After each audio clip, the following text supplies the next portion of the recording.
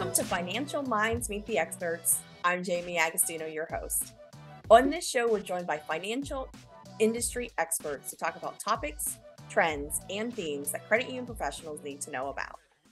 We are finalizing our series dedicated to Cybersecurity Month. Today on Financial Minds Meet the Experts, we are talking about updating your software. We are joined by John Cuneo, Information Director, and Mike Bechtel, Information Security Analyst for Viso Financial. Welcome back to the podcast. You guys are becoming regulars, so thank you.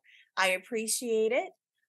So let's talk about updating your software at the credit union. So John, why is it important to update your software? Because software is coded by humans. So and a lot of times we can make simple mistakes. One character out of place can create a vulnerability, right? And that vulnerability could lead to a compromise, and that compromise can lead to um, a whole host of other issues for a credit union. So when those vulnerabilities are discovered, when those you know little weaknesses are discovered, a lot of times software companies will send out patches, and those patches are to close those holes or those vulnerabilities or to eliminate that exploit. So it's very important to keep the software up to date because you're going to keep that software more secure. And when you keep it more secure, you're keeping your credit union more secure. All right. So then, Mike, how does updating your software protect a credit union from malware and ransomware? Well, most malware and ransomware are looking. It's going to get into your network a couple of different directions. It could be somebody socially engineers you through an email, but you could make it even easier on them by, like John had said, if there's a vulnerability in the software, and you haven't looked into updating the software, the vendor you're using hasn't looked into updating the software. It leaves a kind of a think of it as a hole in your armor or a chink in your armor, and the bad actors are looking for ways to get in. But by you leaving that vulnerability out there, you're giving them, it's think about falling asleep at night and you've left a window open on the first floor of your house. It's the same idea. Bad actors just looking for a way to get in. And by you not patching those vulnerabilities, you're leaving yourself exposed to it and giving them easier access to your network. And I mean, ransomware is it's a pretty horrific thing to have to go through, but you make the bad actor's job easier by not patching the holes. Yeah, right. So then, John, credit unions, we use a lot of third-party vendors. What if the credit union software is operated by a third-party vendor? What should they do? Yeah, so this is one area that is difficult and complicated. You know, like just said, you got to patch those holes. When you patch those holes, you can have a great patching program and patch all the holes in your organization, and then all of a sudden you have a vendor that out there that can't patch their system, or they have to test their system, so the patch is now delayed. And when that's delayed, now you're sitting there in a little riskier position until they can provide that patch. And sometimes that happens, and sometimes they're good, and and they get you a patch right away and they get it tested. But additionally, you could have a vendor that's connected to you. Um, and that vendor has to have a good patching program, because if they get compromised and they're connected to you, now they have another way in.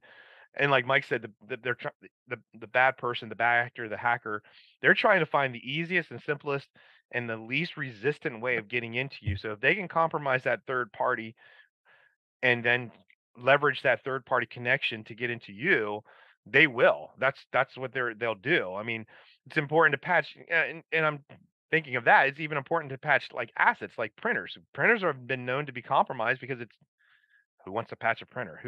Where does that falls like lower on the list, and then it can be leveraged to crawl across the network. So it's very important that you have a good relationship with your vendors.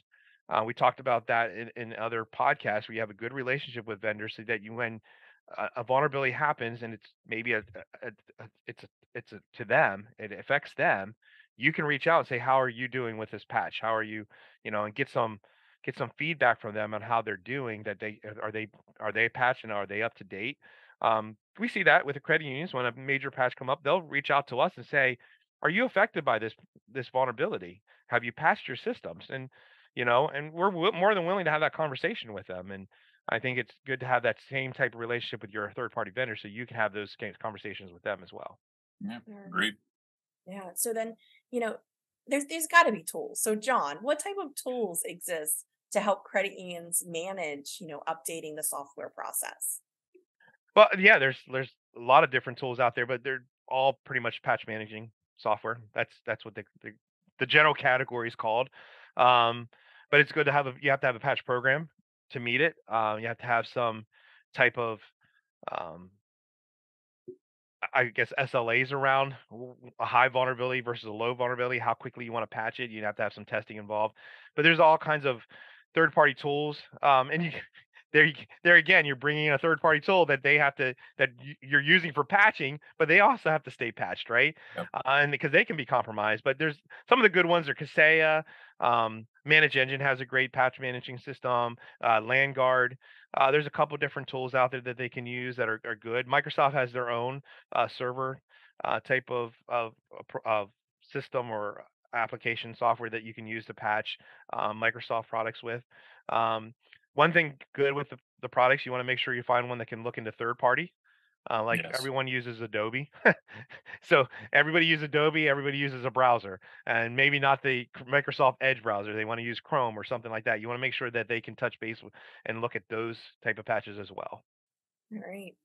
Mike, how can vulnerability scanning help in this software patching process? Um, so having a good vulnerability management program allows you to identify the risks that are out there, but um, a good vulnerability scanning tool will allow you to identify missing patches. Missing patches should come up as a, hey, you're missing last month's critical security update from Microsoft. That is a vulnerability in and to itself. So if patch management, as John talked about it earlier, is one side of the coin, the reverse side of that coin is vulnerability management. It's also a process you should have in place, but the two of them can play off of each other and sort of self audit the other one. So you can, hey, the patch system says we're missing 16 patches on 12 different machines. Your vulnerability management system ought to come back and identify those same 16 missing patches. So it's kind of a cross check that you can use. Okay. All right. So Mike, then what can credit union staff do to, help in this process of updates and patching? Um, I'd say the biggest thing anybody can do, be a bit understanding. The patch management system, it comes with downtime. There's going to be, hey, the managed service provider called and said, every Saturday at, 1 in the morning, the system's going to be down because we have to run the patches. Or every Friday afternoon, your computer has to run updates on it. That's the scheduled time. I get it. It's wildly inconvenient to not have access to the system when you need access to it. But the way Windows is developed, you can't patch a live running system. It has to restart at some point. So, work with management, work with your whether it's your internal IT team or your external managed service provider to find out what's the most convenient time to have the inconvenience of that reboot happen. Can you schedule all of it to happen after hours? The staff need to be understanding that A, that's going to happen, and B, you might have a role in it. It might be every Friday before you leave the office, restart your computer. And just you have to be in that habit of doing it because it's part of the process that puts those patches on. Yeah. Yeah. I mean, you guys have done a great job as far as, educating the staff here at Viso Financial. I mean, I do get prompted to, restart my computer very frequently. I had it before the start of this podcast. So, I know you guys have said do it as timely as possible, don't Mhm. push it off. Yeah. And plus both of you are always sending me emails as well about other things. So, Apple has a new upgrade or update, update your phone, update your Yep. iPad, so all of that is involved, with staff and making sure we're doing it timely. So, Absolutely. all right. So, John, while we're talking software, what exactly is antivirus software and what does it do? Oh yeah. So antivirus software was developed to detect and remove malware, viruses, trojans. The the a traditional antivirus is signature based. So once a malware or well, we'll just label it malware because that's basically a catch-all for Trojan and viruses Yeah. and worms and all that. So we'll just leave it mal. When that comes out, the security company that created the antivirus basically dissects it, evaluates it, and then they come up with a unique signature for that piece of malware. And then they'll upload an update of that signature onto the client, which is what basically sits on each person's machine or PC, laptop. And then that runs a scan. And if it detects that signature, it says, okay, there's malware on this machine. Let's quarantine it or let's remove it. Whatever the preset rules are for your antivirus. And it's good, but it's signature based. So there's a component that has to constantly be updated. So not only will you have to update software, you have to update that antivirus to stay up to date. Um, and it's very important to have it, because you don't want to be that person that doesn't have antivirus, and then you get a malware that could have been detected by antivirus, right? So you have to have that antivirus on there, and hope that it stays up to date on a regular basis. A lot of them are built in with auto updates now, and I know a lot of the good ones, they update frequently throughout the day. All right. So Mike, what is the next generation of antivirus software that we hear about? How does it differ from, what John is describing? So the biggest drawback to the initial iteration of all antivirus and anti-malware software is what John referenced, those signatures that define how it works. And if we think of it, the signature is a method by which the antivirus software can identify a virus it needs to stop. But its limitation is much like, if I see a square, I have to put a square over top of it. Well, the antivirus software only knows that a square is 1 by 1 by 1 by 1. But if you send through a square that's 2 by 1 by 1 by 1, then, oh, well, that doesn't meet the parameters. I'm going to just let this go right through, even though it's blatantly a virus. Next gen antivirus has some wider parameters that it works within. It uses not just that engine that says, here's a set rule or set of parameters I have to work with. And if I see this, then I do that. It has more than that. It has the ability to look at how the system behaves, how the network as a whole behaves, and monitors traffic as two machines on the network are talking and says, hey, they don't normally talk at this time of day. That's unusual. Or other things that stick out. It has a broader reach to identify those red flags. So we've all imagine, we've all had to do it. We get one of those goofy CAPTCHA login screens where it says, to prove you're not a robot, check all the boxes that has a bus in it. And some of the pictures are ridiculous. It's clearly not a bus, but a computer can't identify, the difference between a school bus and a public bus. That's base level antivirus. Next gen antivirus can tell that, yes, a school bus is a bus and a public transit bus is a bus, as well as a long haul Greyhound. But it can tell all the buses. It's far better at identifying what the problem is.